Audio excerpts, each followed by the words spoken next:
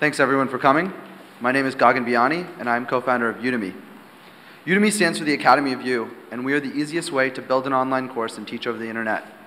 Udemy's goal is to democratize online learning and make it fast, easy, and free for anybody to share what they know over the internet. We do this by providing a very, very simple, easy-to-use platform that anyone can build an online course on. You can upload videos, PowerPoint presentations, put up PDF documents, and construct a curriculum out of that content. You can put up PowerPoint and video side by side and sync them, and you put this into a curriculum and you can charge for it or give it away for free. We also allow you to interact live with students so that instructors can have a more interactive experience. And finally, we have a community section on the site where individuals can interact amongst other students in the course. Fundamentally, we believe the internet has the power to change industries by democratizing the publishing of content. We saw this in blogging, and we saw this with YouTube. When you provide users with a very, very simple way to share what they want to share online, it can just transform industries. We believe the same is potential for the education industry, which has basically not had any innovation in 5 to 10 years. And we really believe there's a huge, huge opportunity to change the way that you learn by connecting you with the millions of instructors all over the world who know something that you're willing to learn, but can't get to you, or you can't afford to take their time in person. Thank you.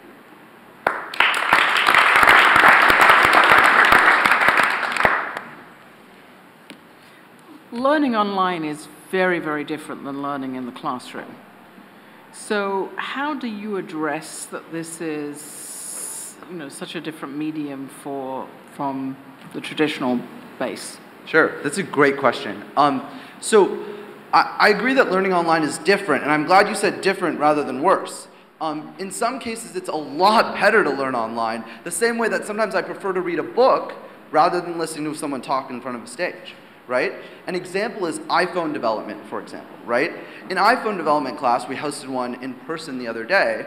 If I'm in person and the instructor moves too quickly, I'm screwed, right? However, if I'm online, I can start and stop. I can go through the exercises at my own pace. It's a lot better. It's why sometimes people buy For Dummies books or O'Reilly books as opposed to going to a seminar. But the instructors online, don't they have to have some education on how best to get their message across when they can't have contact with the direct student there and then? I mean, most universities are training their professors to be able to do this better than being in the classroom, because it's such a different methodology to get the message across. Sure. So first of all, most universities unfortunately do not train their instructors. I wish they did. But more importantly, keep in mind, there's 6 billion people on the planet. I don't need Udemy, in order for Udemy to be successful, we don't need 10% of them to be great instructors. We need 0.0001% of them to be good instructors. So the same way that YouTube has certain people who are talented at putting up online videos and viral videos, and most people aren't, the same thing is true for Udemy. Eventually, because it's a crowdsourced model, our vision is that the crowd will be able to figure out which the best content is, and we will help them do that, obviously. But fundamentally, that's proven throughout time. I mean, blogging is the same way, YouTube, Flickr, etc. Can you tell us a little bit about the history of the company and where you are, and fill in that part? Sure, yeah, of course. So my two co-founders are from Turkey and actually started the company there. And then moved to the Valley and put the company on hold. This was about 3 years ago. And worked for speeddate.com, where they led engineering and grew the company from pre-launch to 10 million users. Speeddate is now the second largest dating site that I know of on the web. I'm not in dating, but they just beat eHarmony in traffic if you check compete.com. So they did a great job there. And about a year ago, we launched the company in May 2010. Since then, we raised around $1 million angel round from 11 excellent angel investors who also invested in companies like YouTube, Yelp, LinkedIn, etc., Zynga. So that's kind of the history. Here we are now. We're growing from 3 to 9 people in the next month.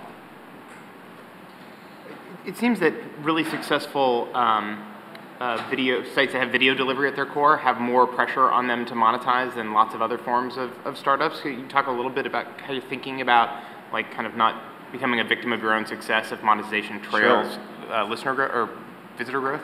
That's the wonderful thing about online learning as opposed to YouTube or blogging. People will pay for it. So, learning online right now is a $52 billion market, and learning broadly, if you just take the word education, is $2 trillion. It's probably one of the biggest markets the internet has ever gone after, period. It's almost as big as the global advertising spend. And because of that, there's tons of money here. I mean, we have people buying courses at $100 a pop when there's 7 one-hour-long videos. The cost of delivering that content is not relevant.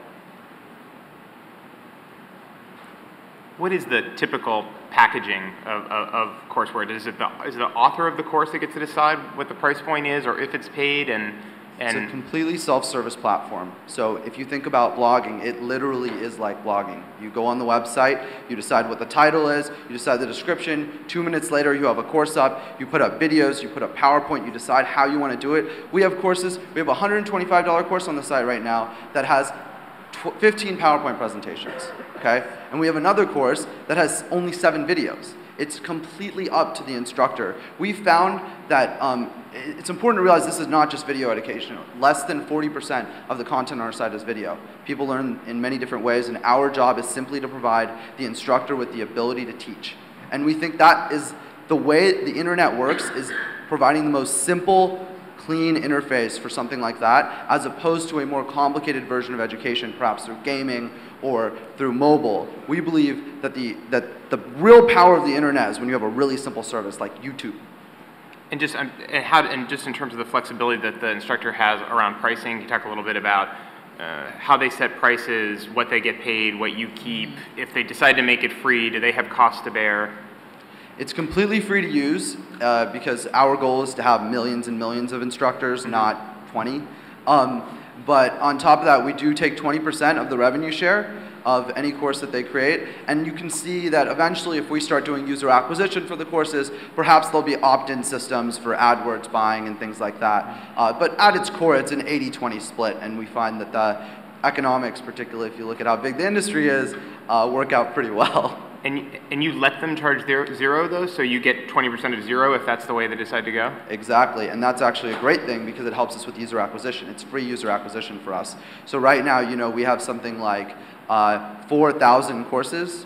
Almost all of them are free because we launched our payment platform in December.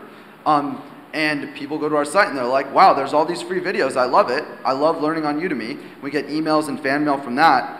And that ends up translating into people converting on to actually buying real courses. And so our instructors love that, and our users love it. And what do you think the percentage of conversion from free to pay will ultimately be at Sxsw?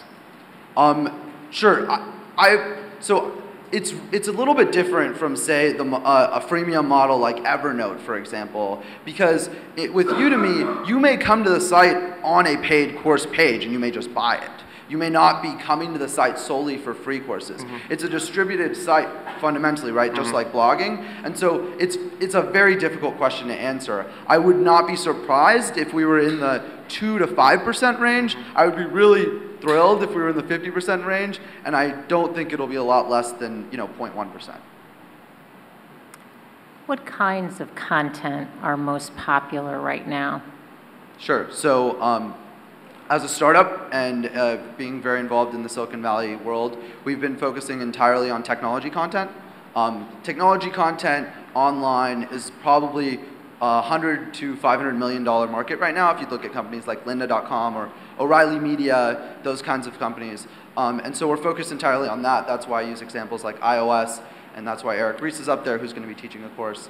But in the long term, like I said, there's 4,000 courses on our site. Even though we've been focused entirely on tech, probably 10% of them are in tech.